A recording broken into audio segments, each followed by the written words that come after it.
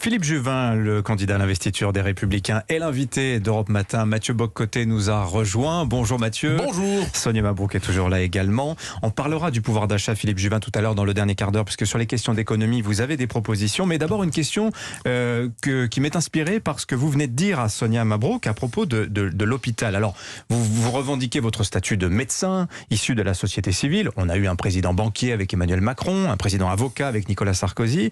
Et sur l'hôpital, vous dites précisément il faut redistribuer les postes, sortir l'administration administrante pour mettre le paquet en revanche sur les soignants. Question toute bête sur ce qu'est un président de la République, Philippe Juvin. Est-ce que c'est à un président de faire cela, d'entrer dans ce niveau de granularité, ce niveau de détail? C'est une vraie question, vous avez raison.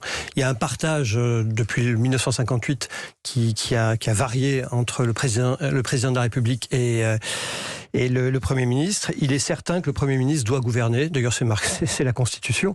Il mène la politique de la France. Mais quand vous êtes candidat à l'élection présidentielle, vous devez quand même avoir à la fois une vision globale, une idée de ce qu'est la France, une certaine idée de la France, et vous devez aussi avoir un certain nombre de mesures qui entrent dans le cadre de cette vision. Si je parle de niveau de granularité en parlant des 200 000 fonctionnaires, c'est que je porte l'idée générale du rétablissement et de la réhabilitation des services publics à droite. Parce qu'à droite, pendant longtemps, nous nous sommes abîmés sur la question des services publics. Je crois même que nous nous sommes caricaturés. Et donc, ce que je porte, c'est une vision d'une droite des services publics. Et c'est vrai à partir de quelques exemples techniques. Mais vous avez raison, le Premier ministre devra lui-même s'attacher aux questions techniques. Juste, que n'avez-vous dit alors quand François Fillon proposait une saignée quasiment dans la fonction publique? On ne vous a pas entendu à ce moment-là? C'est vrai, vous avez raison. Alors tout d'abord, moi, je n'ai jamais été aux affaires. Je n'ai jamais été ministre, pardon. Je n'ai même jamais été député ni sénateur. J'étais député européen, c'est-à-dire peut-être un peu plus loin des choses. Et la santé n'était malheureusement pas une compétence de l'Union européenne ou très à part. Mais je crois que nous devons reconnaître nos erreurs. La droite a fait des erreurs. Et parmi ces erreurs, il y a eu cette attitude que les services publics devaient absolument être rentables, que nous allions voir ce que nous allions voir, etc. Moi, j'ai appris avec le temps l'humilité et surtout la réalité des choses. On a besoin de services publics en France et je les défendrai. Alors, vous avez évoqué le fait que vous êtes d'une droite européenne. Vous venez de vous désoler du fait que la santé ne soit pas une compétence européenne. Et parmi vos propositions, vous proposez notamment l'élection du président du Conseil européen au suffrage universel à l'ensemble des pays membres de l'Union européenne. Est-ce qu'on peut dire que vous êtes, à certains égards, le candidat d'une droite fédéraliste européenne? Non, mais je me méfie des grands adjectifs. Je vous dis simplement ce que je crois, c'est que l'Union européenne s'est bâtie autour d'un projet de marché intérieur qui fonctionne bien. En tant que député européen, je peux vous assurer que j'ai vu que ça fonctionnait. Je préfère, quand je suis vendeur, je fabrique des stylos en France, avoir 450 millions de clients que 67 millions. Donc le marché unique, ça fonctionne et c'est bien. Sauf que l'Union européenne ne peut pas être que ça. Ça doit être à la fois une puissance, elle n'a pas conscience de sa puissance, et parce que je crois à la civilisation européenne. Et même à la nation européenne, vous nous dites. Je crois qu'il faut donner un sens, à l'Europe, et ce sens, ça passe peut-être aussi par l'incarnation, et l'incarnation, bien c'est le suffrage universel. Vous imaginez bien que si tous les Européens votent pour un individu, un homme ou une femme, eh bien ils se reconnaissent en lui. Qu'est-ce qui fait que moi qui suis de famille corse, j'accepte que le président de la République, mon président, il est de Picardie? Eh bien c'est parce que nous l'avons élu collectivement, et donc nous l'acceptons. Mais je me permets d'y revenir. Donc normalement, dans votre famille politique, globalement, de tradition gaulliste, on dit qu'il y a des peuples européens, il y a une civilisation européenne, mais on dit, et c'est presque faire scandale que dire qu'il y a une nation européenne. Et pour vous, il y a une nation européenne. Je me permets d'insister. Il y a un peuple européen. Alors, il y a un peuple européen, assurément. Quand je suis en Pologne, en Italie ou en France, j'ai l'impression d'être dans la même famille de civilisation. La notion de nation européenne, le titre de nation européenne, c'est un mot qui avait été utilisé par le grand pape du Moyen-Âge, qui expliquait qu'il y avait une nation des nations européennes, une nation européenne des nations européennes. Ce n'est pas contradictoire. Je crois que nous devons réfléchir à faire un peu ce que Renan avait fait à la fin du 19e siècle, quand il avait théorisé la nation, en gros des hommes et des femmes qui viennent d'un legs indivis et qui sont, parce qu'ils ont des racines communes, ils veulent avoir une destinée commune. Je crois que nous devons imaginer et construire quelque chose d'un peu similaire si nous voulons que l'Europe intéresse les gens et les réunisse. Mais vous êtes bien conscient d'être de ce point de vue étranger à la tradition gaulliste. Écoutez, pas tant que ça. Je crois à la fois à la nation. Non, je crois à la fois qu'il existe un peuple européen et à la fois qu'il existe des États-nations. Ce n'est pas contradictoire. Pourquoi ? Parce que nous procédons tous, les peuples européens, de la même histoire. C'est ça qui est caractéristique. Mais vous êtes conscient, cela dit, qu'en Europe de l'Est, aujourd'hui, par exemple, on se montre un peu très hostile à l'idée d'un pouvoir central européen. Oui, on est très souverainiste en Europe de l'Est aujourd'hui. Vous avez raison, mais est-ce que les peuples européens veulent de votre Europe ? Vous avez raison, mais je ne peux pas m'empêcher de penser que dans l'histoire de l'Europe, il y a eu des moments où les individus se sont extraits de leur glaise locale et ont eu l'impression d'appartenir au même grand peuple.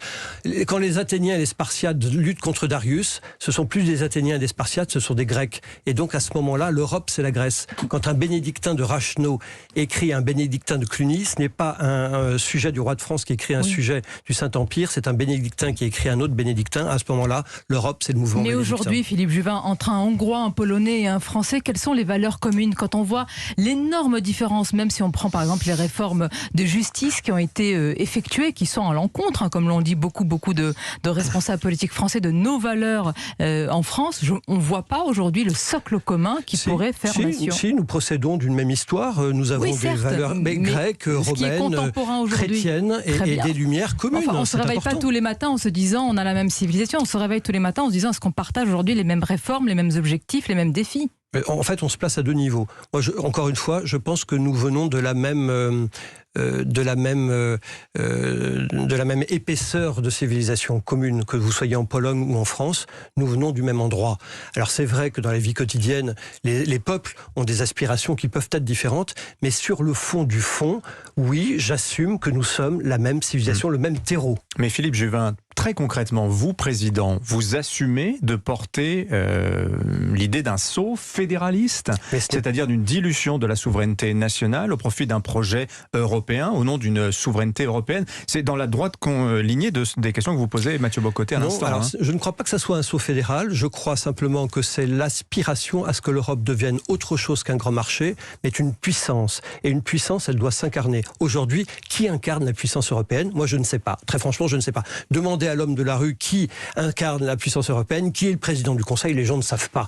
Moi, je veux que les gens sachent en se disant oui, je suis défendu comme un grand tout de puissance. Alors, vous faites référence à l'Europe comme civilisation, comme nation, donc à l'Europe comme identité aussi. C'est vrai. Une proposition qui revient en boucle chez les partisans de cette école, c'est par exemple reconnaître les racines chrétiennes de l'Europe comme un marqueur identitaire fort. Est-ce que c'est une étape qui serait nécessaire pour vous pour consacrer l'identité politique de l'Europe ? Mais pour moi, ça existe, si vous voulez. Il n'y a pas à reconnaître. Mais faut-il les officialiser ? Ce que nous sommes. Dans la Constitution, non, je ne crois pas que ça soit nécessaire. Une Constitution, ce n'est pas fait pour ça.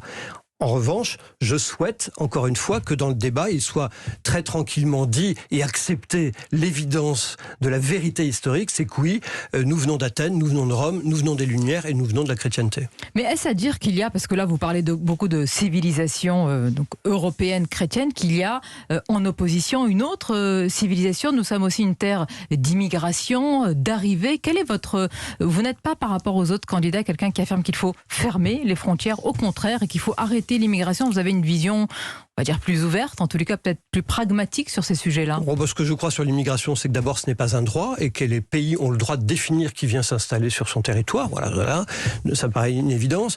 Je crois aussi que nous devons avoir conscience que la civilisation européenne a inventé des valeurs et que ces valeurs sont des valeurs que je crois être supérieures. Par exemple, la démocratie libérale. Supérieure. Oui. Vous me l'avez dit lors du débat. Oui, mais Philippe Juvin, j'avais été interpellé. Je vous repose la question. Je vous répète, il ne s'agit pas d'un jugement moral, mais je vous dis que nous avons inventé, nous les Européens, la liberté.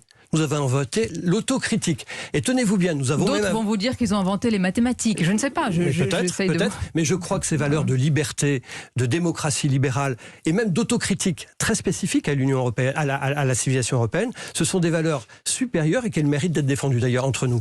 Si vous n'êtes pas certain ou certaine que les valeurs qui sont les vôtres sont des valeurs qui ont de la valeur, eh bien pourquoi voulez-vous les défendre ? Mais sans en faire une hiérarchie des civilisations. Vous ne croyez pas que la liberté c'est une valeur supérieure ? À quoi ?